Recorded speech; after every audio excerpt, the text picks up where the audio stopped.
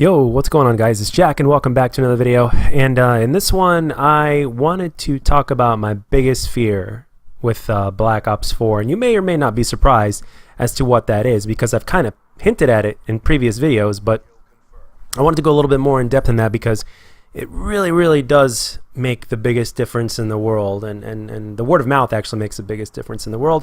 And I also wanted to give you guys a little bit of an update on streaming, which kind of goes hand in hand in what's going on in my personal life. So I wanted to give you a little bit of information on that without going too much into depth or getting too dramatic about it or anything like that. But anyway, without further ado, let's get straight into this. Okay, so my biggest fear with Black Ops 4, it really is all about hype, isn't it? Hype is the biggest thing that can either make or break something, and the lack of hype for Black Ops 4 is, believe it or not, at an all-time low.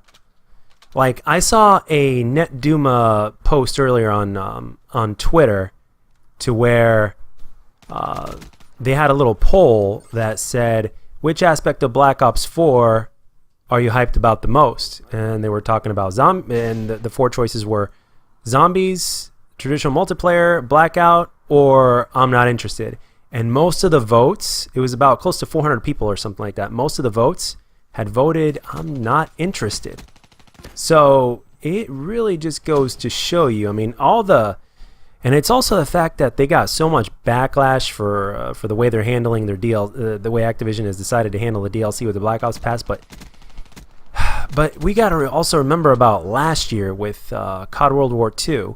Everybody was so hyped that it was boots on the ground, and then lo and behold, the next amount of time later, we find out that, well, boots on the ground isn't everything now, is it? And the next thing you know, Black Ops 4 goes back to the population boost that it was the year prior, because most people didn't like Infinite Warfare.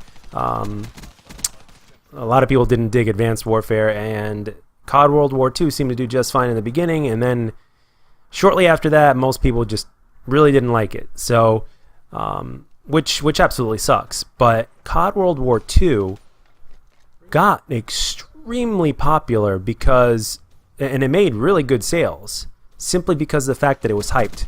And that hype was just boots on the ground, because the community had gotten so sick and tired of the advanced movement, or the jetpacks, or whatever you want to call it. They got so sick and tired of that, apparently, that once boots on the ground became known, which was way before we saw any gameplay of the game, by the way. I mean, they were teasing boots on the ground, boots on the ground, boots on the ground on Twitter and all that kind of stuff.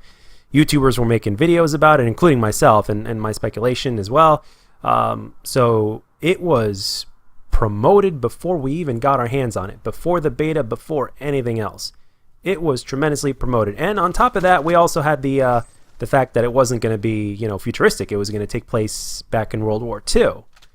So people got hyped around that, and to me, in my personal opinion, even if COD World War II ended up being great, that in and of itself, those two reasons, being boots on the ground and the skin of the game, as I like to say it, which is World War II, the setting that the game takes place in isn't always everything. You could still have, like for instance, Black Ops 2 was a futuristic game. It took place in 2025, and yet it was still boots on the ground. It was a damn good boots on the ground nonetheless.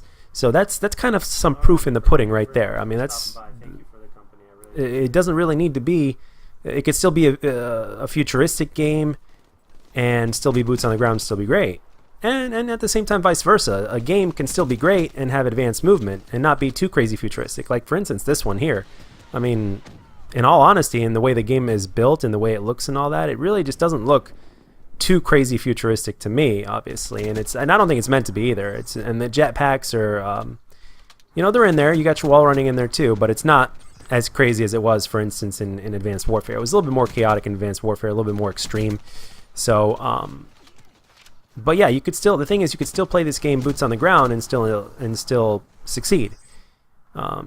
So the thing is, what I'm trying to say is the fact that people, especially after that tweet, I knew I had to talk about this, especially after that tweet. It's like, even though that tweet only had about 300 something or 400 people that voted at the time when I saw it on Twitter, it still is it shows you a great example of the ratio. Most of the votes were for the fact that they weren't interested. Back in it wasn't too long ago where Call of Duty, like, everybody was hyped for Call of Duty, and now we have a Treyarch game which is made by the best developers in Call of Duty, by most people's opinion, and also by history.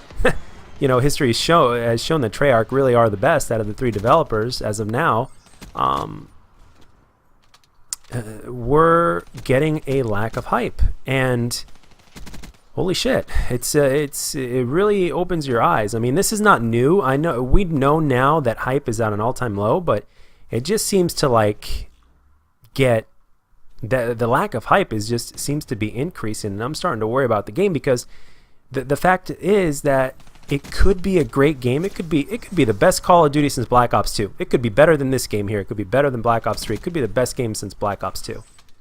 And yet at the same time, the lack of population in the game could kill it, as well as the words. Word of mouth spreads like wildfire, and if there's something negative, people will feed off of that. People have been known, and not just people, but the gaming community as well. I mean, just everything in general. People in general have been known to make their decisions based off of hype, especially when it comes to games and stuff like that. I mean, people do it all the time, especially when it comes to the best example I can give of this is, for instance, movie trailers. You can have a movie trailer that looks absolutely amazing about a movie that you're hyped to see, and then you finally go see the movie, and you're disappointed as hell. The trailer looked great. It did its job, obviously, but the game ended up being not up to par. And the similar effect, I feel, is happening with this game. And all I can say is let's give the beta a fair shot, and thank God there's going to be a beta, because we can actually get our hands on the game a little bit before we play it. And at this point, and even Thunder said it best in his videos as well, the the Call of Duty betas are not really like betas anyway. They're pretty much complete. All they're doing is pretty much stress testing the servers and giving us a limited amount of content. It's basically for stress testing the servers and all that, and all those little other things like nerfing and buffing and all that. It really is. It's more than just a beta at this point. So, if I were saying that I'm not worried about it, I would be lying to you, And the thing is, if the game ends up being good, I want it to succeed. And I'm not necessarily saying that because I'm a content creator that basically has Call of Duty as the gameplay in the background of the channel, but also for the fact that, well, if Treyarch, for instance, is working their asses off like they say they are, making this game, and this game could very well be good. It really sucks for this game to perish money-wise and popularity-wise, all because of negative hype.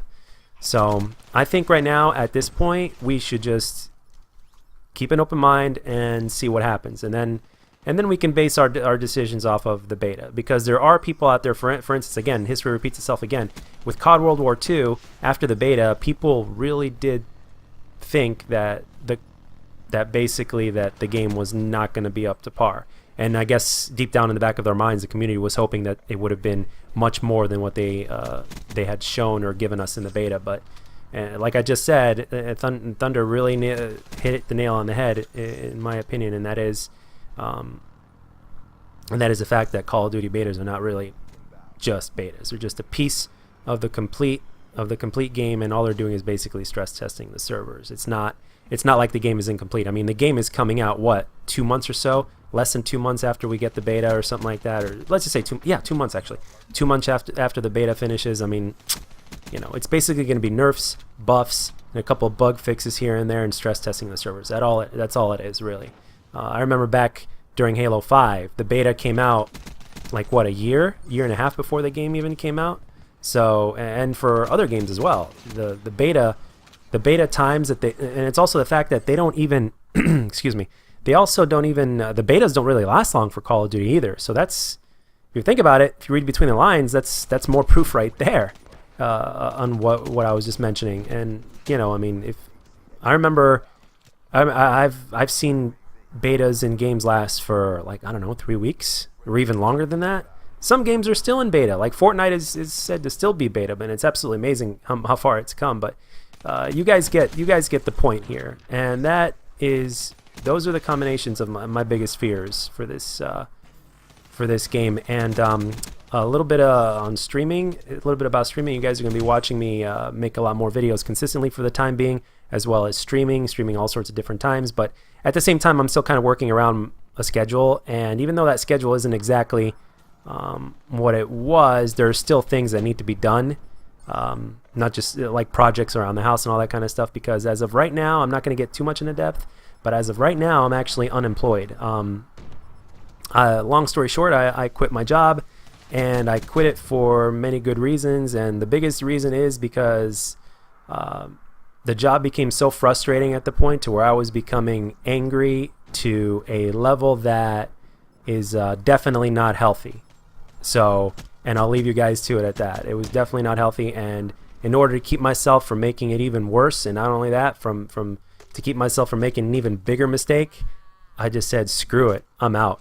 And at the same time, I also need a change. I also needed a change. I needed some time away and all that kind of stuff. So I just made that decision, and it was a decision that I've been pondering for a while now, actually, because it's been really, really rough. So all the signs were pointing that, originally I was going to try to stick it out as much as I could, but then once I got to that point to where the rage was definitely intoxicating, it just, no. That's not who I want to be. That's not how I want to represent myself, and that's not the way I want to do it. So so basically I'm out, but I'm okay. I'm gonna be all right. I've got some money in savings. I'll be okay for now. I'm just gonna kind of de-stress and just focus on stuff around the house. Focus on myself a little bit. Pick the bits and pieces up, because long story short, I've also been taking a lot of shit lately, and I'm not. And obviously in life we all have to take a little shit here and there, but when it gets to a point to where it's overload consistently, it's like, hey, sooner or later you have to say enough is enough, So anyway, guys, I just want to let you guys in on that a little bit. I will be streaming soon tonight. Like I said, I upgraded the Twitch channel a little bit, so for those of you guys that want to check that out, I hope to see you there, and you can take a look at it. And that's all I got for this one, guys. I hope you enjoyed the gameplay and the commentary. And as always, if you did, let me know. And if you didn't, let me know what I could do to make my videos better. And down in the comment section, let me know what your biggest fear about Black Ops 4 is. And are you as hyped for the game, or has your hype level died down as well? And I'll catch you guys on the next one.